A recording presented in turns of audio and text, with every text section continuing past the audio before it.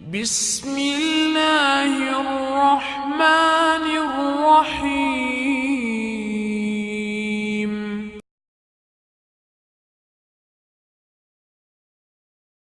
لا حول ولا قوة الا باللہ العلی العظیم اعوذ باللہ من الشیطان اللعین الرجیم بسم اللہ الرحمن الرحیم الحمد للہ رب العالمین بارئ الخلائق اجمعین الحمد للہ الذی ہدانا لہذا وما كنا لنہتدی لولا ان ہدانا اللہ لقد جاءت رسل ربنا بالحق ثم الصلاة والسلام والتحیۃ والاکرام علی رسول الانام سیدنا و مولانا و شفیع ذنوبنا و طبیب نفوسنا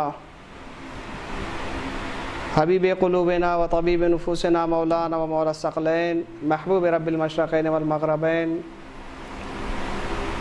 محبوب رب المشرقین والمغربین جد الحسن والحسین الذي سمی فی السماء بأحمد وفی الارضین بأبی القاسم محمد اللهم صل علی محمد اما بعد فقد قال اللہ سبحانہ فی کتابہ الکریم بسم اللہ الرحمن الرحیم قل هو اللہ احد اللہ الصمد لم یلد ولم یولد ولم یکن له کفوا احد صدق اللہ العلی العظیم صلوات علی محمد وعلی محمد.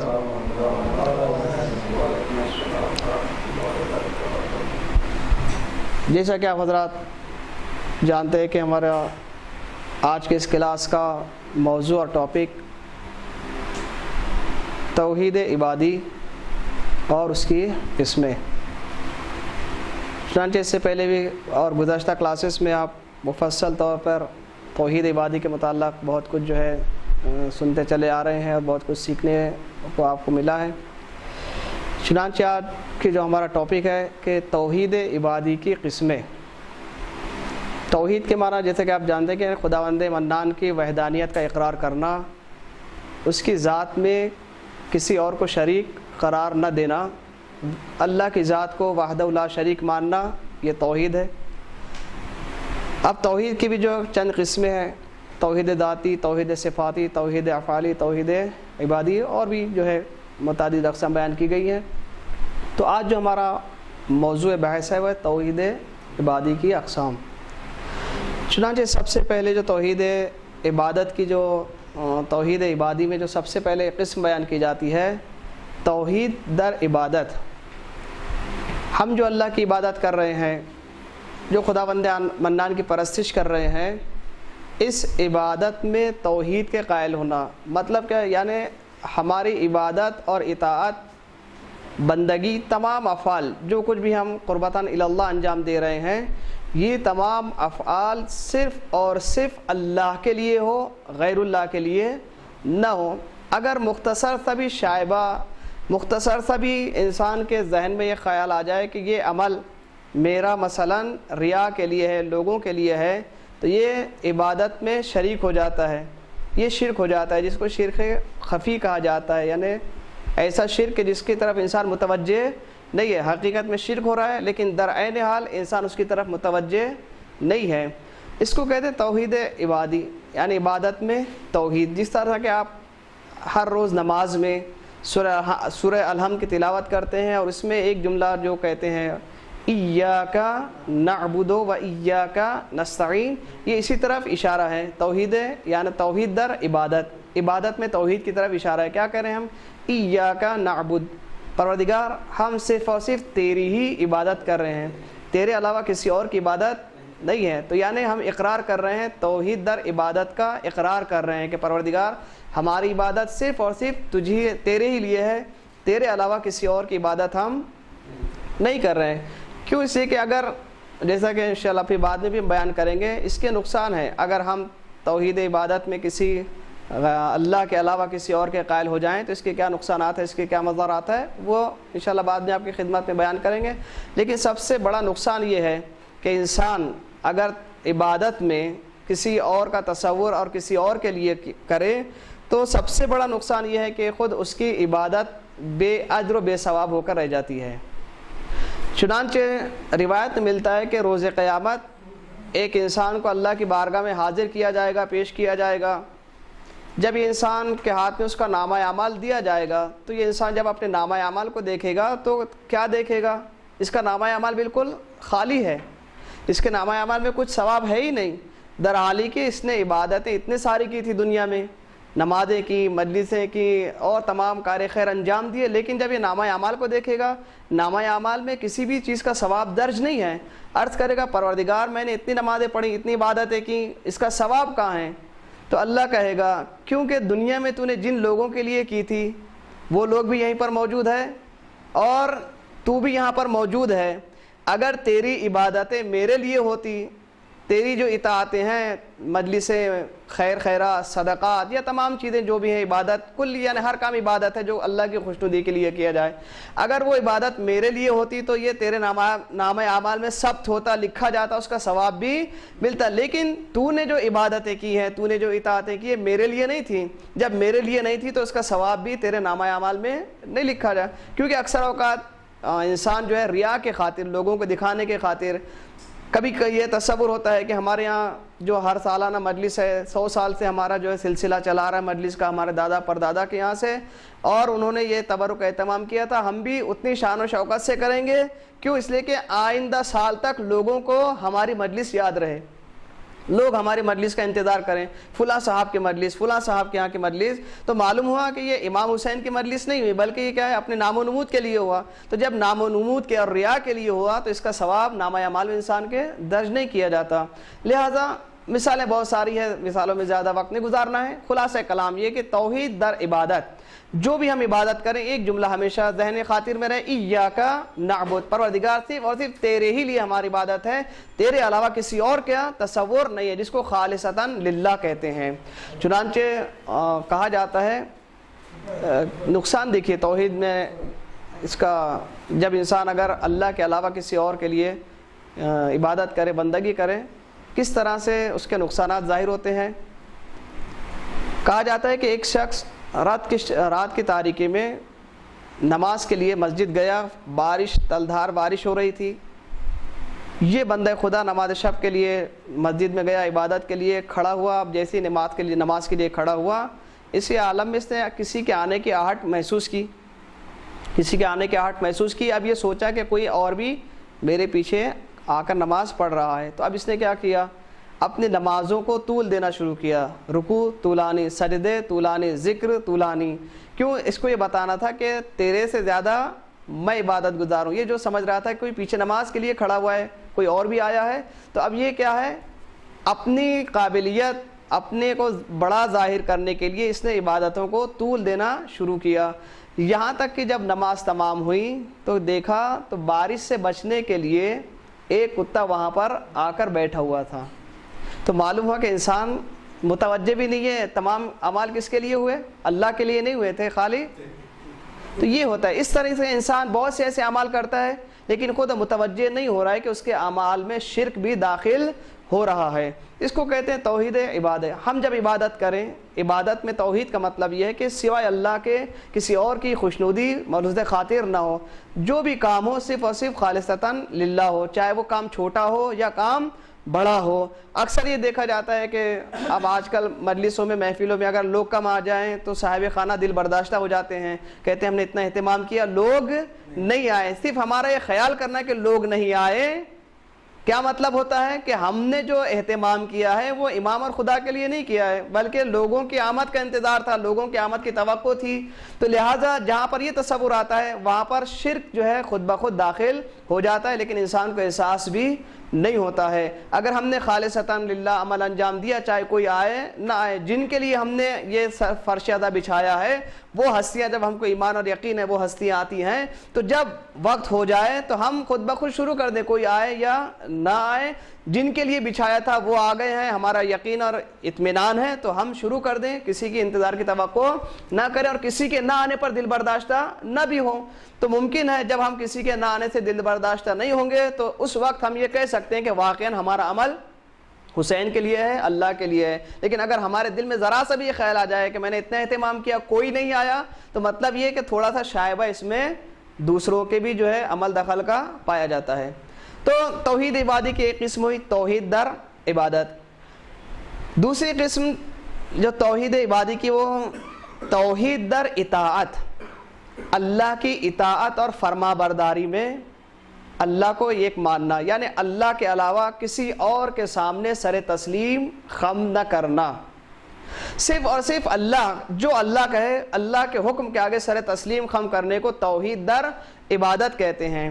اب جو ہم رسول کا حکم مانتے ہیں، اہل بیت کا حکم مانتے ہیں، تو اب یہ کیا یہ بھی شرک ہے؟ نہیں، بلکہ جو ہم رسول کا حکم مان رہے ہیں، اہل بیت کا حکم مان رہے ہیں، اللہ کا حکم ہے کہ ان کا حکم مانو، اس بنا پر ہم اللہ کے حکم کی اطاعت کر رہے ہیں۔ در عین حال یہ بھی کیا ہے؟ توحید اطاعت ہے، کیونکہ اللہ کا حکم ہے کہ ان کا حکم مانو، لہذا ہم ان کا حکم مان رہے ہیں۔ چنانچہ اللہ تعالیٰ خود قرآن مجید میں ارشاد فرماتا ہے من یطع الرسول فقد اطاع اللہ، جس نے رسول کی اطاعت کی اس نے اللہ کی اطاعت کی۔ تو جو اطاعت رسول کا حکم ہو رہا ہے یا اطاعت اولو الامر کا حکم ہو رہا ہے، چنانچہ قرآن میں ارشاد ہوتا ہے کہ یا ایھا الذین آمنوا اطیعوا اللہ، اے ایمان لانے والوں اللہ کی اطاعت کرو، توحید در اطاعت، اللہ کی اطاعت کرو۔ اس کے بعد واطیعوا الرسول، اس کے رسول کی اطاعت کرو، اور اولی الامر منکم، تم میں سے جو لوگ صاحبان امر ہیں ان لوگوں کی اطاعت کرو۔ اب ارباب تفسیر نے لکھا ہے کہ اولو الامر سے مراد ذوات معصومین علیہم الصلاۃ والسلام ہیں، تو لہذا یہ معصومین کا احکام ماننا، رسول کا حکم ماننا، معصومین کا احکام ماننا در حقیقت خدا کے حکم ماننے کے مترادف ہے، کیونکہ اللہ نے ان کا حکم ماننا، ہمیں کہا ہے کہ تم ان کا حکم مانو، لہذا ہم ان کا حکم مانتے ہیں۔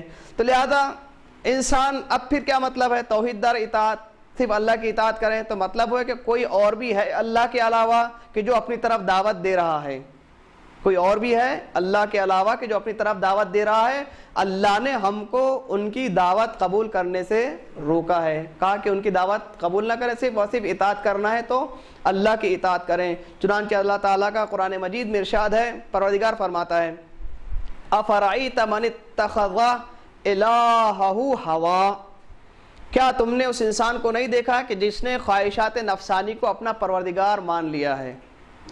یعنی جو انسان اب کیا ہے، ہم نے کہا نا توحید در اطاعت، یعنی حکم کے ماننے میں یکتا، اللہ کے علاوہ کسی اور کا حکم نہ مانے۔ اب جو انسان اپنے ہوا و ہوس کا پابند ہے، جو انسان اپنے نفسانی خواہشات کا حکم مان رہا ہے، حقیقت میں کیا ہے؟ یہ اپنے نفس کا غلام ہے، اپنے نفس کا حکم مان رہا ہے۔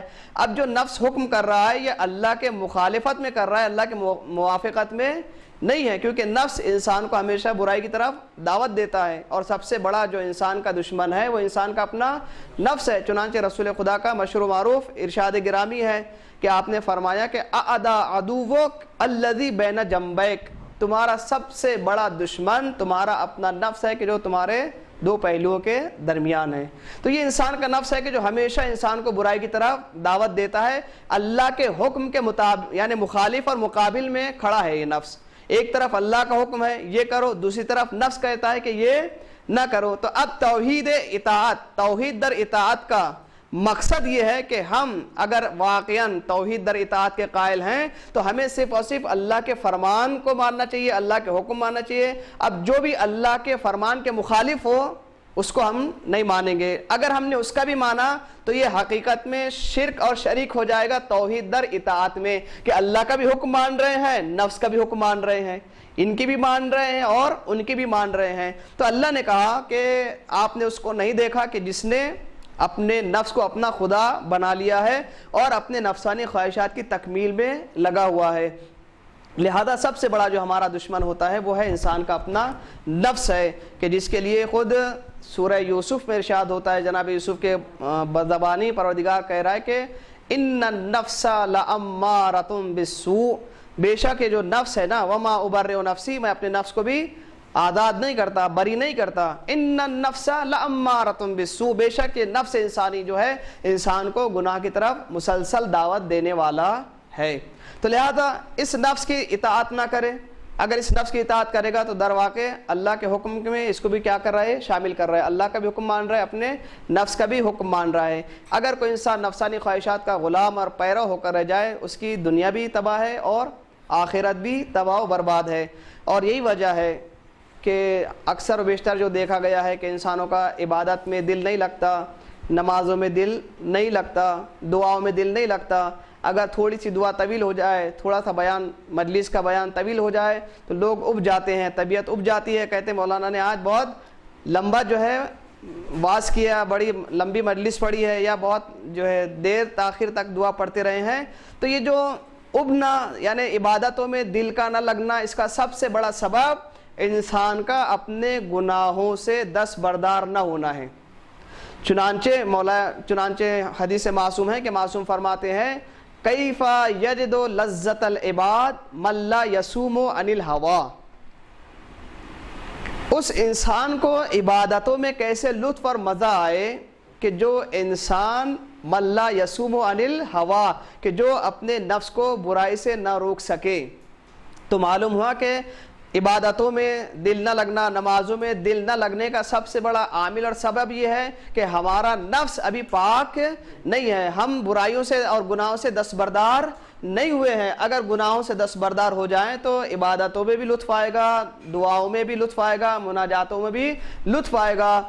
اکثر و بیشتر دیکھا گیا ہے انسان جو ہے ٹیلی ویژن کے سامنے کرکٹ میچ ہو یا کوئی اور بھی پروگرام آتا ہے, 2-3 گھنٹے ایسے گزر جاتے ہیں, انسان کو احساس نہیں ہوتا ہے. لیکن جہاں عبادت کا مسئلہ آتا ہے فوراً انسان کی طبیعت اب جاتی ہے. کیوں؟ اس لیے کہ ہم اپنے نفس کے غلام ہو کر رہ گئے ہیں. تو جب ہم اپنے نفس کے غلام ہو کر رہ گئے تو ظاہر سی بات ہے اس غلام جو نفس ہمارا گناہوں کا غلام بن کر رہ گیا ہے, اسے اللہ کی باتوں میں مزہ نہیں آئے گا. جب انسان شیطان کی باتوں سے برطرف ہو جائے گا تو یقیناً اس کا نتیجہ یہ ہوگا کہ اللہ کی عبادت میں بھی مزہ آئے گا, نمازوں میں بھی لطف آئے گا, مناجاتوں میں بھی انسان کو مزہ آئے گا. پھر عالم یہ ہو جائے گا کہ جہاں پر انسان کو اطمینان کے بستر پر یعنی بستر پہ جہاں اطمینان کی نیند آتی ہے, لیکن جب اللہ کی عبادت کا مزہ لگ جاتا ہے تو اب انسان کو بستر کاٹنے لگتا ہے, بستر پہ کروٹیں لیتا ہے. اس کو سکون کہاں ملتا ہے؟ مصلی عبادت پر آ کر اس کو سکون ملتا ہے. یہ کب ہوگا؟ جب ہم توحید در اطاعت کے قائل ہوں گے, اطاعت میں صرف اور صرف اللہ کی قائل ہوں گے, اور شیطان اور وسوسے شیطان سے جب دستبردار ہم ہو جائیں گے تو یہ منزل اور یہ لطف اور یہ مقام ہم حاصل کر سکتے ہیں. تو لہذا اللہ کے مقابل میں کس کا حکم ہے؟ ایک تو ہمارے خود اپنے نفسانی خواہشات ہیں, دوسری طرف اللہ نے یہ بھی کہا کہ الم احد الیکم یا بنی الم احد الیکم, کیا ہم نے تم سے یہ عہد و پیمان نہیں لیا؟ الم احد الیکم یا بنی آدم, اے اولاد آدم, اے انسان, کیا ہم نے تم سے یہ عہد و پیمان نہیں لیا کہ اللہ تعبدوا الشیطان, کہ شیطان کی پیروی نہ کرو, انہ لکم عدو مبین, بے شک یہ شیطان تمہارا کھلا ہوا دشمن ہے. عجیب فطرت ہے انسان کی. جب روزمرہ کی زندگی میں اگر کسی انسان سے اس کی دشمنی ہو جائے تو اس انسان کی صورت دیکھنا پسند نہیں کرتا, چاہے کہ اس کی بات کو مانے. انسان کی صورت دیکھنا پسند نہیں کرتا, چاہے کہ اگر وہ کوئی مشورہ دے, کوئی صحیح راستہ دکھائے تو وہ ماننے کو تیار نہیں ہے. قرآن نے جس کو عدو مبین کہا ہے, سب سے بڑا دشمن کہا ہے, قرآن کہہ رہا ہے کہ شیطان تمہارا سب سے بڑا دشمن ہے. وہ تمہارا بھائی کہ جس کی وجہ سے تمہاری ناچاقی ہو گئی ہے, جھگڑا ہوا ہے, یہ تمہارا بڑا دشمن نہیں ہے. تمہارا بڑا دشمن تمہارا شیطان ہے کہ جو سب سے بڑا تمہارا دشمن ہے. تو ایک طرف اللہ کہہ رہے ہیں کہ شیطان تمہارا سب سے بڑا دشمن ہے, لیکن افسوس دوسری طرف کیا کر رہے ہیں ہم؟ اسی سب سے بڑے دشمن کی بات مان رہے ہیں. گناہ کرنا مطلب کیا ہے؟ شیطان کی بات ماننا ہے. تو جس کو اللہ نے سب سے بڑا دشمن کہا ہے ہم اسی کی بات مان رہے ہیں. تو اللہ نے کہا کہ شیطان عدو مبین ہے, اس کی بات نہ مانو. لیکن افسوس کہ انسان کیا ہے, مقام اطاعت میں شیطان کا پیروکار زیادہ نظر آ رہا ہے بنسبت اللہ کے. کیوں؟ اس لیے کہ حالات اس بات کو خود بخود ظاہر کر رہے ہیں. انسان کے حالات, انسان کے اعمال خود اس چیز کے اوپر گواہ اور دلیل ہے, بتانے کی ضرورت نہیں ہے. اگر انسان شیطان کی بات نہ مانا ہوتا تو آج ہماری مسجدیں آباد ہوتی, امام بارگاہیں آباد ہوتی, دینی کلاسز آباد ہوتی.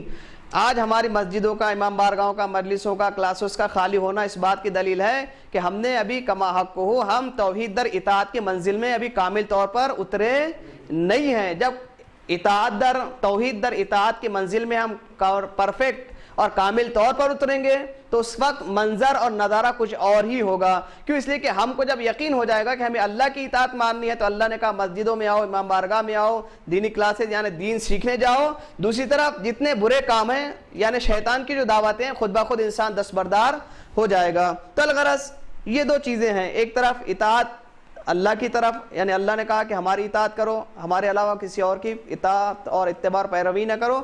دوسری طرف ایک طاقت ہے، شیطان ہے، کہ جو اپنی اطاعت کی دعوت دے رہا ہے۔ توحید در اطاعت اقتضا کرتی ہے اس بات کا کہ ہماری اطاعت میں کہیں شرک شامل نہ ہو جائے، لہذا ضروری ہے کہ ہم کیا کریں، صرف اور صرف اللہ کی اطاعت اور بندگی کریں۔ اس کے بعد توحید عبادی کی جو تیسری قسم بیان کی جاتی ہے وہ ہے توحید در خلوص۔ خلوص میں توحید کا پایا جانا، یعنی جو عمل، جیسا کہ ہم نے ابتدا میں کہا تھا، جو عمل ہم انجام دے رہے ہیں اس کی بنیاد اور اس کا فاؤنڈیشن اور اس کی نیو جو ہے وہ خلوص کے اوپر ہونا چاہیے ہے۔ توحید در خلوص، یعنی خلوص میں توحید ہو، کیا مطلب، جو بھی عمل ہم انجام دے رہے ہیں وہ صرف اور صرف خالصتاً للہ ہو، اللہ کے علاوہ کسی اور کے لیے نہ ہو، ہمارے عمل کی بنیاد خلوص کے اوپر ہو۔ جب ہمارے عمل کی بنیاد خلوص کے اوپر ہوگی تو اب جو عمارت ہم عمل کی بنائیں گے وہ اتنی مستحکم اور محکم ہوگی کہ جسے دنیا کے زلزلے اور حوادث اس کو گرا نہیں سکتے۔ چنانچہ پروردگار عالم قرآن مجید میں ارشاد فرما رہا ہے کہ بسم اللہ الرحمن الرحیم، یا ایھا الذین آمنوا لا تبطلوا صدقاتکم بالمن والاذی، اے مومنو، اے ایمان لانے والوں، اپنی نیکیوں کو، اپنے خیرات کو، صدقات مطلب نیکیاں، خیرات، ان کو باطل نہ کرو۔ لا تبطلوا صدقاتکم بالمن والاذی، کس کے ذریعے سے، اذیت پہنچانے کے ذریعے سے یا منت گزاری کے ذریعے سے، احسان جتانے کے ذریعے سے۔ اپنے کبھی کبھی ہوتا ہے نا، انسان نے کسی کے اوپر احسان کیا تو احسان جتانے کے بعد، احسان کرنے کے بعد احسان بھی جتایا، ہم نے تمہارے ساتھ یہ کیا، تم مصیبت میں تھے، ہم نے تمہاری مصیبت کو دور کیا۔ تو یہ جو احسان اور منت گزار رہا ہے، اب جو ہم نے منت گزاری، جو کچھ ہم نے نیکی کی، اس کا عمل، اس کا ثواب پورا ختم ہو گیا۔ اللہ نے کہا لا تبطلوا صدقاتکم بالمن والاذی، اس کے بعد کہا کالذی، یہ ہمارا جو شاہد مثال ہے توحید در خلوص۔ خلوص کے اندر توحید کا پایا جانا یہ بہت ضروری ہے۔ اللہ فرماتا ہے کالذی ينفق مالہ رئاء الناس، اس انسان کی طرح نہ ہو جاؤ کہ جو اپنا مال تو خرچ کرتا ہے، اللہ کی راہ میں خرچ تو کرتا ہے، لیکن جو بنیاد ہے، جو نیت ہے، وہ خلوص پر نہیں ہے۔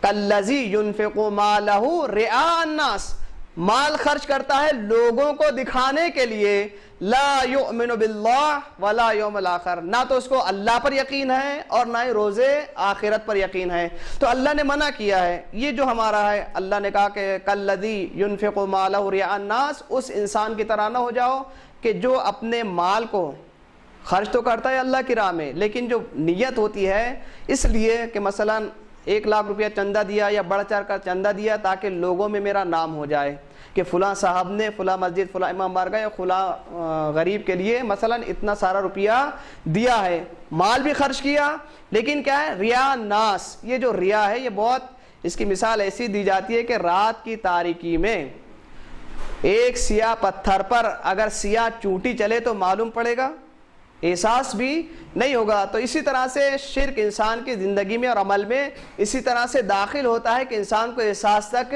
نہیں ہوتا۔ بہت اکثر اور بسا اوقات ایسا ہوتا ہے کہ انسان بہت کچھ خرچ کرتا ہے، لیکن اس کے پیچھے جیسا کہ ہم نے ابتدا میں عرض کیا تھا کہ یہ خواہش ہوتی ہے کہ لوگ خوش ہو جائیں، لوگ ہمارے عمل کی تعریف کریں، لوگ ہمارے انفاق کی، ہمارے خیرات کی یا جو کچھ ہم کر رہے ہیں اس کی تعریف کریں۔ تو یہ توقع رکھنا لوگوں سے تعریف کا اس بات کی دلیل ہے کہ ہمارا عمل جو ہے اللہ کے لیے یا معصومین کے لیے نہیں تھا بلکہ لوگوں کی خوشنودی کے لیے تھا۔ جب لوگوں کی خوشنودی کے لیے رہا تو اللہ نے کہا کہ پھر تمہیں ثواب سے کوئی بہرہ اور کوئی حصہ نہیں ہے، لہذا مال بھی خرچ کیا، پیسہ بھی خرچ کیا، لیکن نصیب کچھ بھی نہ ہوا۔ اس لیے کہتے ہیں تو خلوص میں جو ہے توحید، یعنی صرف اور صرف اللہ کے لیے انسان انجام دے۔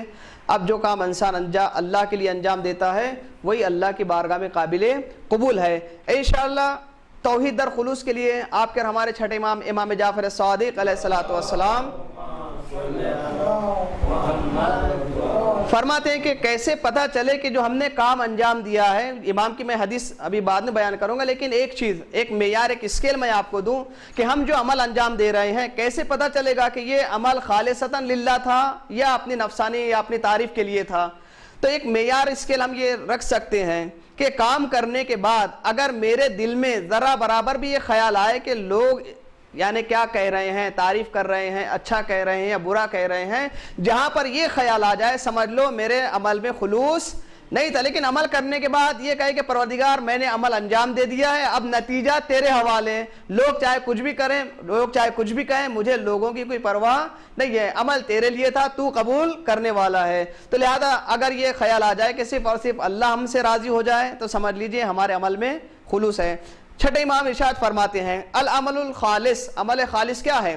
الذی لا ترید، عمل خالص وہ ہے کہ جس کے انجام دینے کے بعد تمہاری نیت یا تمہارا ارادہ یہ نہ ہو کہ کوئی دوسرا تمہارے کام کی تعریف کرے، بلکہ کیا ہو، نیت یہ ہو کہ اللہ میرے کام کی تعریف کرے، یہ ہے عمل خالص۔ عمل خالص خلاصہ کلام یہ کہ عمل خالص وہ عمل ہے کہ جس کے انجام دہی پر انسان یہ ارادہ رکھے کہ پروردگار میرے اس عمل سے تو راضی ہو جائے، تو میرے عمل کی تعریف کرے، لوگ تعریف کریں یا نہ کریں اس سے مجھے کوئی فرق نہیں پڑتا۔ اسے کہتے ہیں توحید در خلوص، کے ہمارا ہر عمل خالص اور خالص اللہ کے لیے ہو، معصومین کے لیے ہو، اور ان کے علاوہ کسی اور کا خیال ہمارے ذہن میں نہ آئے۔ جب ہمارا عمل اور ہمارا ارادہ اور ہمارا کردار اور کیریکٹر اس منزل پر آئے گا تو یقیناً توحید کی جو 3 قسمیں آج ہم نے بیان کی تو اس حد تک ہم جو ہے پہنچ سکتے ہیں۔ پہلی، توحید در عبادت، صرف اور صرف اللہ کے لیے عبادت ہو، اللہ کے علاوہ کسی اور کی عبادت نہ ہو، ایاک نعبد۔ اس کے بعد توحید در اطاعت، یعنی صرف اور صرف اللہ کا حکم ماننا ہے یا اللہ نے جن کا حکم ماننے کا حکم دیا ہے ان کا حکم ماننا ہے، رسول کا حکم ماننا ہے، اہل بیت رسول کا حکم ماننا ہے۔ اور اس کے بعد توحید در خلوص، یعنی عمل میں خلوص ہو، لوگ اچھا کہیں یا نہ کہیں، لوگ کیا کہیں گے اس کی پرواہ نہ ہو، بلکہ پروردگار تو کیا چاہتا ہے، لوگوں کی رضا مہم نہیں ہے بلکہ تیری رضا میرے لیے سب سے مہم اور امپورٹنٹ ہے۔ یہی تو وجہ ہے کہ کربلا میں امام حسین نے اتنے لاشیں اٹھائے اور ہر لاش پر اٹھانے کے بعد امام کے زبان پر شکوہ نہیں تھا بلکہ ایک ہی کلمہ تھا، الہی رضم بقضائک و تسلیما لامرک، پروردگار میں تیری رضا پر راضی ہوں، تیرے امر کے سامنے سر تسلیم خم کیا ہوں۔ یہ توحید عبادت کا بہترین نمونہ ہمارے لیے، توحید در خلوص کا بہترین نمونہ ہمارے لیے امام نے کربلا کے اس ہنگامی اور اتنے خطرناک ماحول میں یہ درس توحید امام نے ہم کو دیا ہے۔ جب ہم حسینی ہیں تو امام کی اتباع کرتے ہوئے ہم پر بھی لازم ہے کہ ہم توحید عبادی کی جتنی بھی قسمیں ان پر کھرے اترنے کی انشاءاللہ کوشش کریں انشاءاللہ۔ پروردگار آج کے اس بابرکت دن ولادت باسعادت امام سجاد علیہ السلام ہے،